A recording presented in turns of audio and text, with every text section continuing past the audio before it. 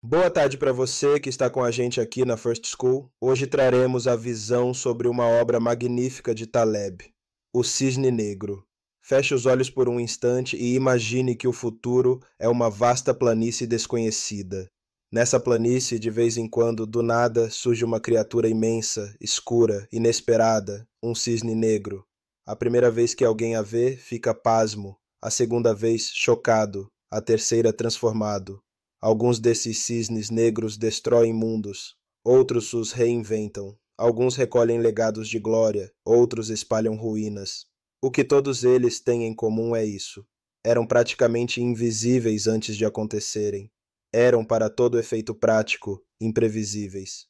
Nassim Taleb nos convida com uma mistura de ironia, literatura e matemática a reconhecer que a história humana é, em grande parte, feita desses eventos, dos cisnes negros, e que a nossa maneira de pensar, de prever, de planejar e de nos proteger os torna ainda mais perigosos.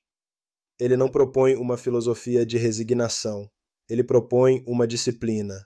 A disciplina de viver com a humildade correta, com a estratégia correta, com a arquitetura do risco bem desenhada. Este é o tema desta palestra. Entender o cisne negro, o que ele é, por que nos engana, como reduzimos nossa visão por conta própria e como podemos agir para minimizar as ruínas e maximizar os benefícios que a contingência nos oferece. Não vamos apenas estudar o fenômeno, vamos nos moldar para ele. O que é um cisne negro? O cisne negro tem três propriedades essenciais: raridade, impacto extremo e retrospectiva irresistível. Raridade, porque antes de acontecer, quase ninguém o contempla.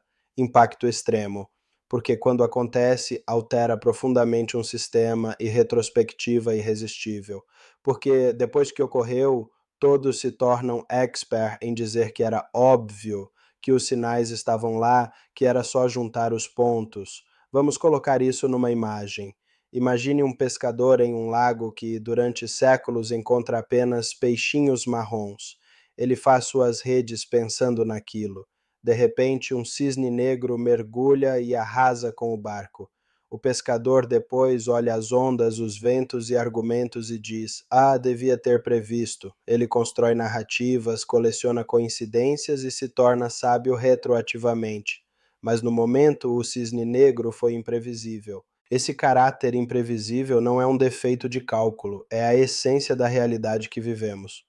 Taleb nos mostra que muito do que realmente conta come from the tail, das caudas das distribuições, e que a maioria das ferramentas que usamos para modelar o mundo foram desenhadas para o centro, não para as caudas. Usamos camisas costuradas para clima ameno e ficamos nus diante da tempestade. E há algo ainda mais profundo. O cisne negro é social. A construção coletiva de crenças, a economia, a tecnologia, a cultura, a política, tudo isso amplifica ou cria vulnerabilidades para cisnes negros.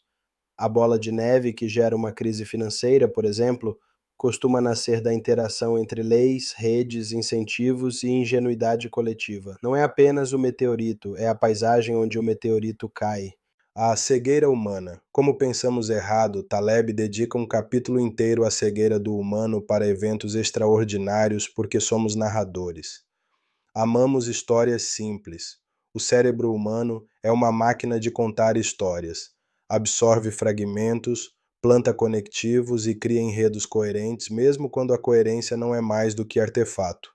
É a falácia narrativa.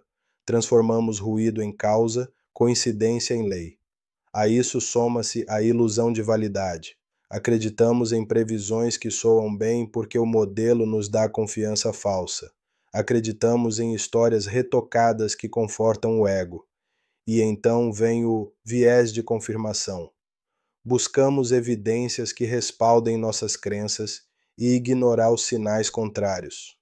Por fim, o viés mais traiçoeiro, a retrospectiva, depois que o cisne aparece, a percepção de que era previsível incha como uma bolha e nos convence que podemos prever eventos futuros como aquele.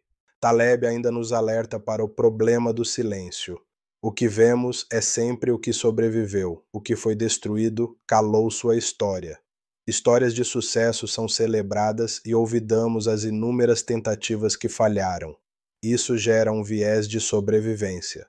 Confundimos sucesso com previsibilidade, porque nunca vemos as milhões de falhas que precederam o sucesso. Ele também descreve a falácia lúdica. É a tendência a aplicar modelos de jogos com resultados previsíveis e regras bem definidas ao mundo real.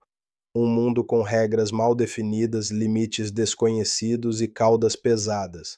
Jogamos uma vida inteira com dados de dados artificiais, pensando que a aleatoriedade é como os lançamentos de dados, quando na verdade ela é selvagem, deformada, tem memória e estruturas ocultas.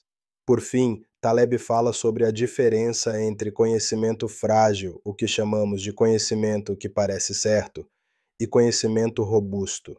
Nosso desejo por certeza nos faz acumular livros, diplomas, modelos e estatísticas que nos deixam vulneráveis. Somos especialistas que acreditam em mapas em vez de trilhas, mapas lindos e plausíveis que não funcionam quando o terreno muda. Mediocristã e extremistã, dois mundos, duas regras. Taleb cria uma distinção simples e poderosa. Existem dois domínios do acaso. No primeiro, que ele chama de mediocristã, o mundo é governado por pequenas variações, altura, peso, nota média de provas. Nesse domínio, a lei dos grandes números funciona, a média é representativa e extremos têm pouca influência. No segundo, extremistã, os eventos extraordinários dominam os resultados, riqueza, livros que vendem milhões, receitas de empresas. Um único evento, um cisne negro, pode representar a maior parte do valor.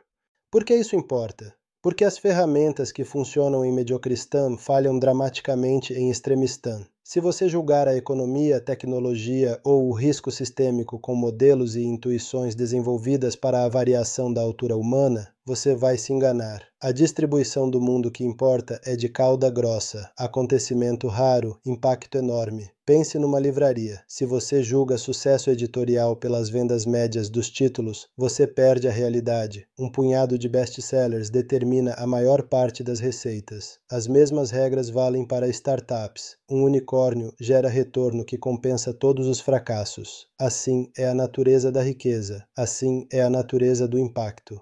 Taleb pede que a gente detecte em que domínio estamos operando. Dirigir uma fábrica de bolos talvez seja mediocristã.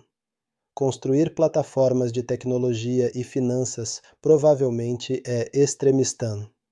Planejar com as ferramentas erradas equivale à navegação com bússola quebrada. Você seguirá um rumo falso com confiança. E assim finalizamos a primeira parte dessa obra.